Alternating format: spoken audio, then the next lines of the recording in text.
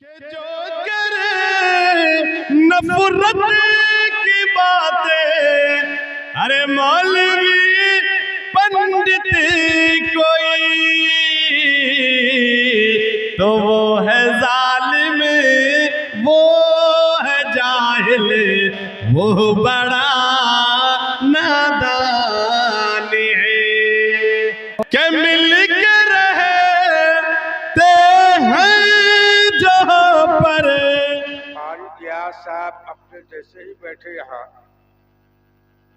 के कलम बाड़ी और कुछ लोग कहते डर है बाड़ी, तो हम तो सुनना उसी वक्त तो सूरज से अभी हम जाते हैं इसका सिजरा को निकाल दें। ये जो इलाका बसा हुआ है यहाँ अभी जहाँ तक बरकरी लाइट है, दुकान है, ये गुलाब का बागीचा था, तो कोई लगाया नहीं था, खुद ब खुद पैदा हुआ था। और इस आज जो आदमी गुजरता था तो लट्ठी लेके गुजरता, कहीं आग कुछ काटे हम लिपट न जाए। ये है।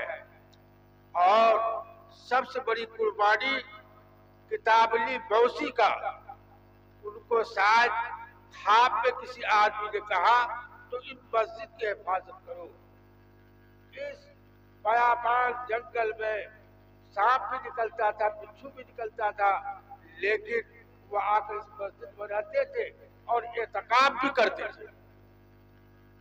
और हर जुमा को आते, अगर नहीं का आने का मौका मिला, तबीयत खराब हो गई, तो इस मौके से अपने बच्चे को मामूर करते थे। वो जब उनका इंतकाल हो गया, उनका लड़का जमीरुद्दीन इस मस्जिद की हिफाजत किया। जमीर साहब की तबीयत खराब हो गई, अभी उनका मौजूदा अभी लड़का बिलाल मस्जिद की हिफाजत करता है। हर जुमा को आता है, झाड़ू देता है, मसल्ला बिछाता है, अजान देता है। ये उनकी कुर्बानी है। एक बार का वाकया है कि बौसी में पुलिस आई थी किसी मामले कर, किताबली साहब भी आए, उनसे पूछा, कुछ डांट पड़ किया, एक जुमला कहा, तुम्हारी दाढ़ी उखाड़ लेंगे। इसमें जज्बात में आकर उन्होंने कहा ठीक है मेरी दाढ़ी का उखाड़ लीजिए। जैसे हाथ बढ़ाया उसके हाथ में दर्द हो।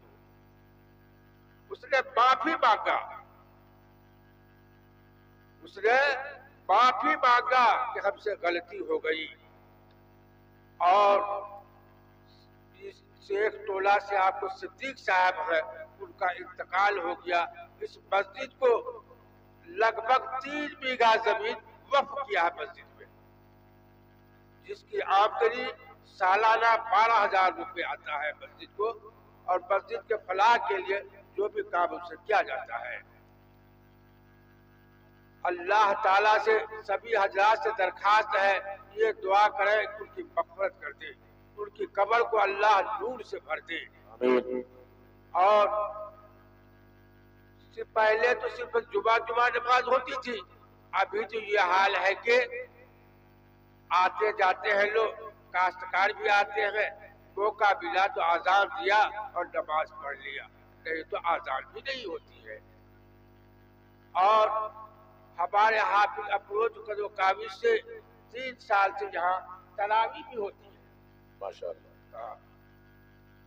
गोया के अब इस सिलसिले में जैसे कि यहाँ के उलमाए किराम खुसूसन कारी नियाज साहब भी बोले कि मकतब कायम होना चाहिए, और तबलीगी जमात वाले भी हर जगह ये बयान करते हैं कि हर मस्जिद में मकतब होना जरूरी है।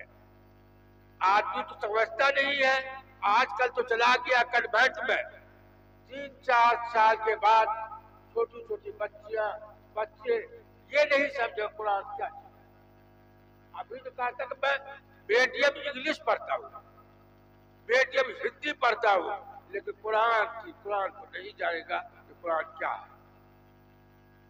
अल्लाह ताला हम लोगों को दीन की समझ अता फरमाए।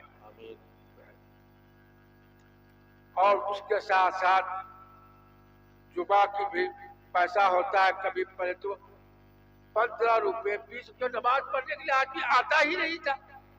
50 रुपए, अभी तो है कभी 200 हो गया, कभी 500 हो गया, कभी ऐसा मौका मिला हजारों हो गया।